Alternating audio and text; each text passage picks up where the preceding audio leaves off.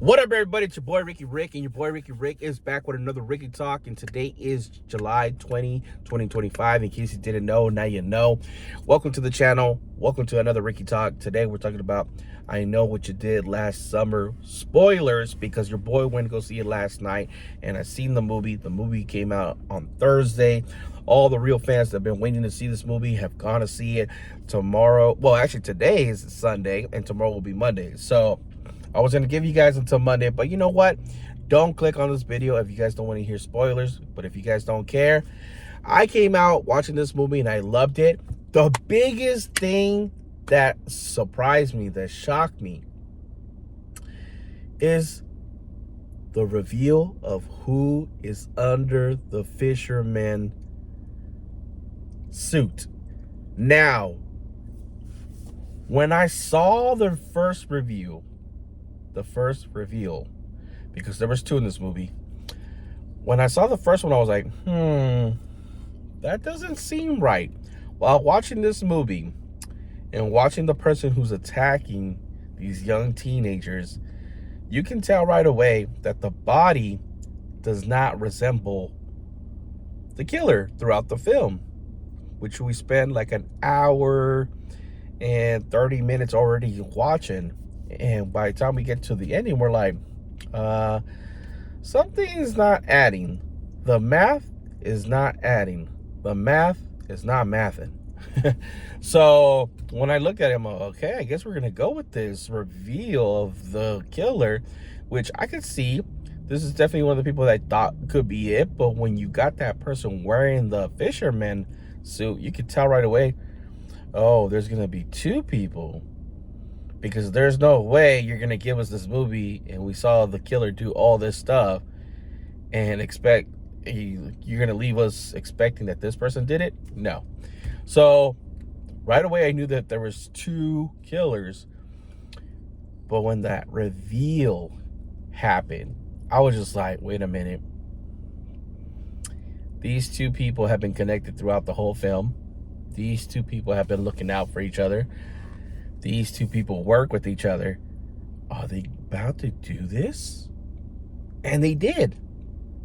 They made Ray be the fisherman killer. That's crazy. One of the legacy characters. This has some balls, because when do we ever get studios that get someone who was a good person or a good character, a beloved character, someone that you root for in a different film, in this franchise, two films, and then on the third film where he's involved, he snaps and decides to be the killer? Like, we're getting, in this film, we get to see how two of our beloved characters are dealing with the trauma of what they went through as teenagers, but many, many years later, catching up with them. One way the other way. Now, one thing, when I was sitting there watching this film, our two beloved characters are not getting along. They don't seem to like each other. And it's like, okay, they did end up being married, but we're picking up with them at a time where they're no longer together and it's been years apart. And even when they're with each other, it's not like a warm hello. It's more like, what are you doing here type of vibe. So, and then there was hints, because even when I was watching the trailers and listening to the interviews about what the people had to say about this movie, there was little hints, you know, about Ray being the killer. Because if you think about it, we're talking about the fisherman killer. Ray works in this bar, and the bar, the design of his bar, the inside, is kind of a boat, you know. In the first movie, he works in the docks, you know. He's like, he always had this connection. In the first film, he's the one who ran over the person. You know, it's kind of crazy that, you know, when you're watching the first movie, that all these teenagers made a pact to not say anything, and Freddie Prinze Jr. playing the good guy to the final girl, Julia James. It's like, huh? Okay. You know? So we let it slide with the first movie, second movie, and then the third movie, we finally see that maybe our nice guy it ain't so nice. So that was kind of ballsy. And I'm like, okay. Now in the film, while we wrap it up, it makes it seem like Ray is dead, you know? But Stevie's still out there, the other killer. And in Stevie's character, we always got like hints right there from the jump that, oh, you know, this is a group of friends that she was close with when they were younger. They fell apart. You know, I guess she had like a crazy dad. So it caused her to spiral. It looks like she tried to get her life back together and was on track to doing that. Then she runs into her old friends that decide to go out. And then, I was watching the 97 how I Know What You Did Last Summer a couple of days before when I go see this movie, just to refresh my mind to see which one I like better. And I like the fact that they switched it up. There was a lot of things where I was expecting things to happen and they changed it up. Like when they're driving through, the road, I'm expecting, oh, we're gonna hit somebody. But the way that goes down goes differently. In the original film, they run over somebody. In this new movie, the car goes over a bridge and hits the rocks and into the water, the ocean. And the person, you assume is dead, and they pops back in.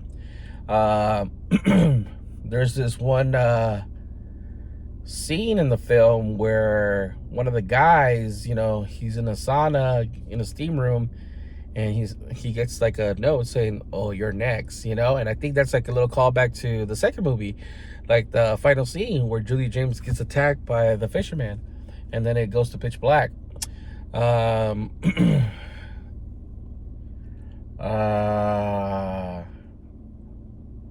We got, here's another big thing that happened in the film that a lot of people, that was playing down. The actress Sarah Michelle Gellar. Sarah Michelle. I don't remember the third last name, but you know who I'm talking about. Her character pops back in this film in a dreams sequence, which is cool. It was passable, a little cheesy, but it was passable. The fact they found a way to bring her back in. And another thing that was kind of cool, they had this one character that was into like a podcast and, was talking about the stuff that happened before, kind of give us like the newcomers a little information about the past and, getting everybody caught up so we're all at the same place. But yeah, definitely loved it. Definitely liked it. There's a post-credit scene. Another returning character. Brandy's back in the picture.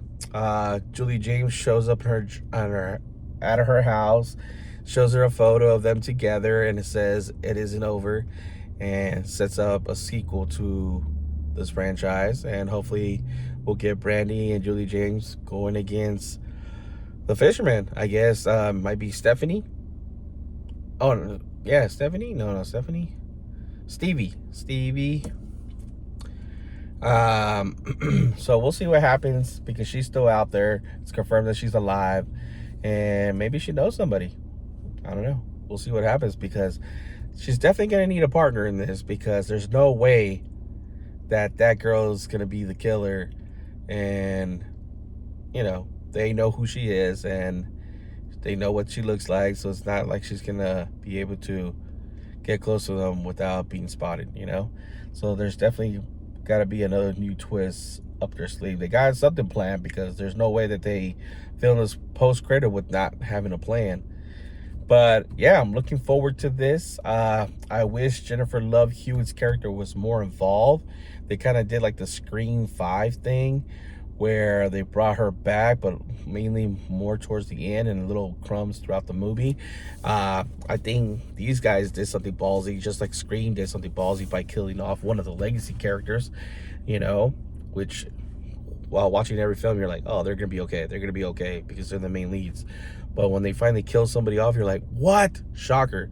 So same thing happened here with this movie, when one of the legacy characters turned out to be the villain. And I try to think really hard, like, have we ever got this before where a legacy character becomes the villain?